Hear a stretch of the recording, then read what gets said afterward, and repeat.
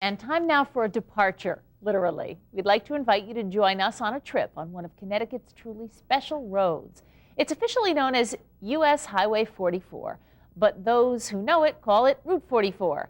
Tonight, Action News reporter John Crane begins an in-depth voyage across Route 44, a road he calls Yankee Highway.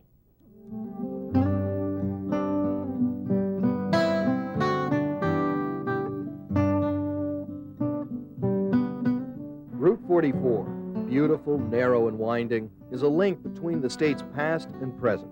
It's Connecticut's corridor. Picturesque, too. Route 44 will get you where you want to go. From New York to Rhode Island, the road stretches 106 miles, going from Salisbury and Winstead to Mansfield and Pomfret, with the city of Hartford in the middle.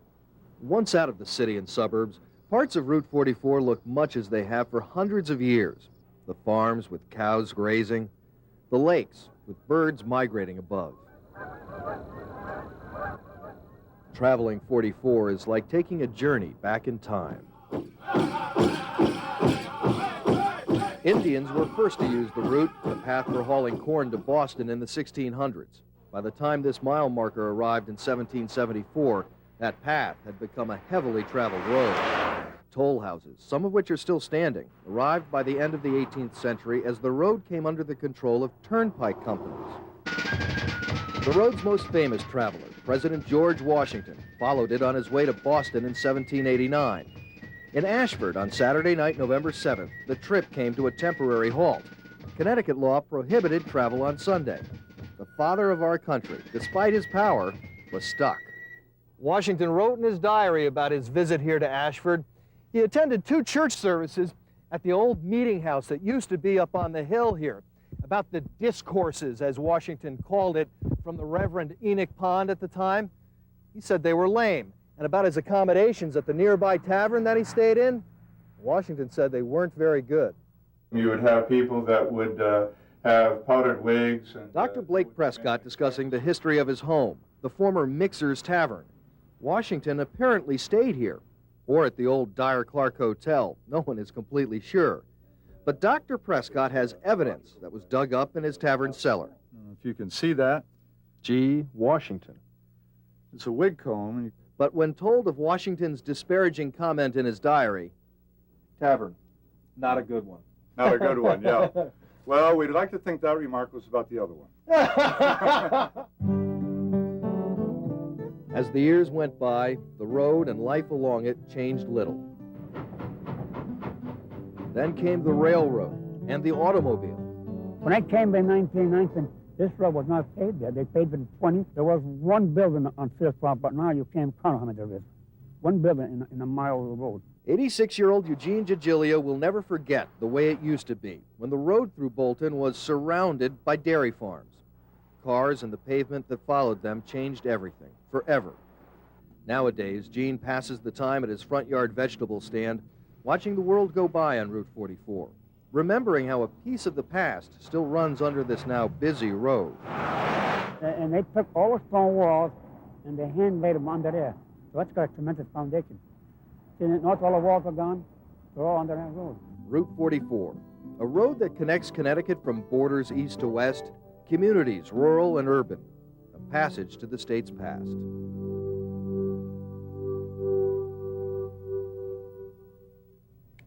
Tomorrow night, John and photographer Joe Fox travel Route 44 west of the Connecticut River. They've promised to show us some very interesting stops along the way. I'm ready to hit the road. How about some of you? Okay, time now to continue our trip on Connecticut's Route 44, a road like few others. It cuts through the northern part of the state from New York to Rhode Island. And tonight, Action News reporter John Crane shows us some of what you'll find on 44 west of the Connecticut River in his continuing series of reports called Yankee Highway.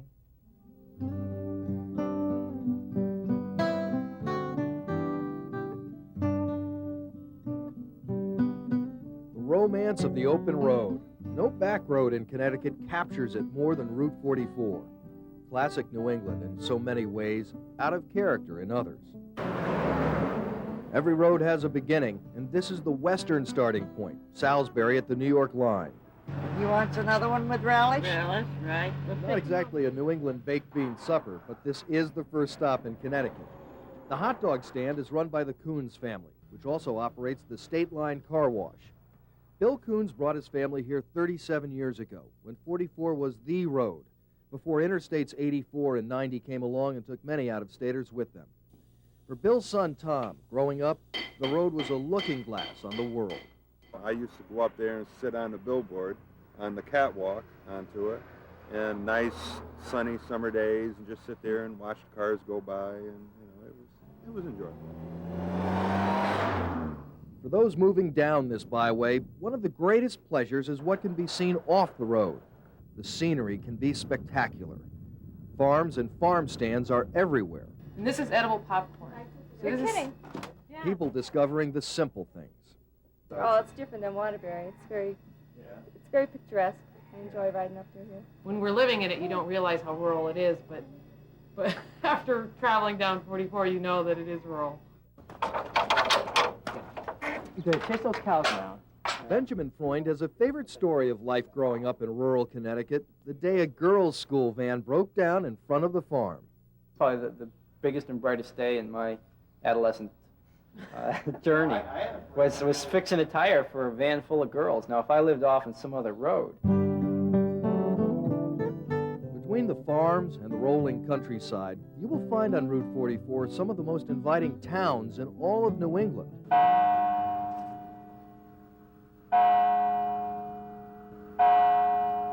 Norfolk, or Norfolk as the locals call it, is one of the most beautiful stops along the way.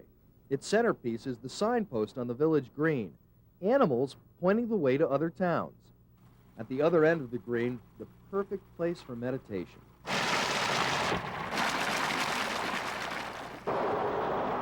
But Route 44 through Norfolk takes a serious turn when you get down the road just a little bit and get to this old woolen mill. Come with me, I'll show you what I mean. This is John Forbade's front yard, and it is one of the biggest eye catchers on the entire highway. I don't know what you call it, yard art maybe, something like that. This place is a story in itself. This is my windmill. I usually check that out whenever I could, whenever there's a storm coming up. And this is an old bedpan. This one's pretty weird. Now this, believe it or not, is a wise man. And he looks around and watches everybody. They were throwing things out, so I bring it home to the junkyard first. It's not a Sanford and Son, but it's... Oh, come on. Students of art agree. They come here to study, photograph, and contemplate the meaning of this oddly arranged stuff. This is my hobby. This is my hobby, and it's just something different. It's not flamingos in the yard. You see the flamingos, I know. You see the bears, you see a lot of other different things. So I figured I'd try something different. You never know what you'll find on Route 44. And then over here is the unique part. This road is one of a kind, offbeat, off the beaten path, and taking you right through the real Connecticut.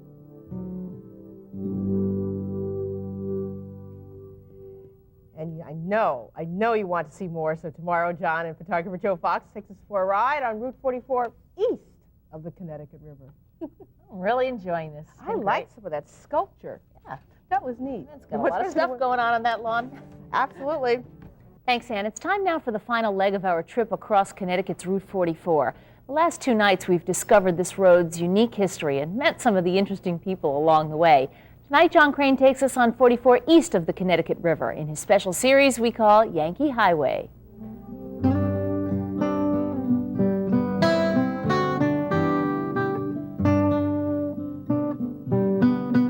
To travel Route 44 is to discover the soul of Connecticut, the magnificent landscapes, the tranquil lakes. This road is nirvana for bikers, hikers, and antique lovers. So I'm looking at that piece, and I'm looking at that piece.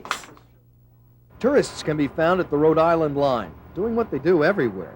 But this ride is like few anywhere. We have really enjoyed the drive, yes. I like the big stones and the cliffs, and I think that's real. And the streams with the waterfalls. Man's creations along this route also catch the eye.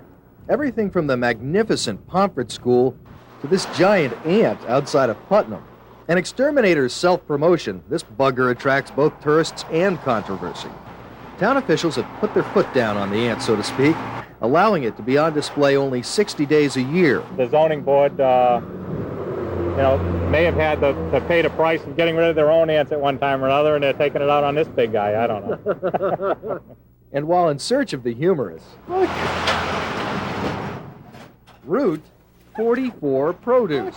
Well, in case you didn't catch it the first time, it is spelled R-O-O-T. It's just kind of I guess, fun on words. Route 44 has it all. Along with the majestic farms, ancient cemeteries, and state park getaways, one can also find the world famous. This is Caprolance, a virtual one-of-a-kind herb farm in Coventry. People the world over make the pilgrimage to this herbal mecca. 50 acres of indescribably fragrant gardens where you can learn how to grow and cook herbs. We have a fairly big herb garden, nothing like this. But Who does? That's right. That's right. Presiding over it all, the grande dame of the herbal world, Adelma Grenier Simmons, creator of Caprolance. Thanks very much. It's really nice to spend the day here. Good. Thanks very much. Miss Simmons arrived here in 1929 when parts of Route 44 were still not paved. But the road had already been immortalized, and Simmons played a role. There's a famous play called The Road to Boston, which was right through here. Whoa. I played in it, so I remember it very well. The little theater did it, and it was The Road to Boston. Now, if you've ever driven down Route 44 into Putnam, you'll recognize this. This is Cargill Falls, and for years, this is what Putnam has been known for. But in recent years, it has become known for something else. Antiques. This is a great place to browse and to buy. Putnam has 5 separate antique stores right in the downtown area, but don't be deceived. There's a lot here. There are more than 300 separate dealers in Putnam. People come from all around New England here to do their antiquing. You gotta want that piece. Norman and Ben Chalecki are antique dealers from Massachusetts. There's a lot of shopping to do here. They're all big stores too, big centers. And they got nice things, especially in this place here. Right? Yeah, this is my second time to Putnam, and I've enjoyed both of them. Just down the road, another lure to antique hunters. I made that sign look old, and everybody thinks it's an antique shop. But George Sepula really is baking in the great Yankee tradition, so people satisfy themselves with a hot muffin before continuing their drive. It's nice, right? It's really pretty. Yeah, I love this time of year. Oh, it is wonderful. Yeah. Makes you never want to leave New England. Connecticut's corridor, Route 44. A trip this way will help to unravel the essence of New England life, its origins, its enduring beauty. A journey through time, for all time. Those muffins got you, huh? They sure did. I forgot everything else. I said, where are the muffins?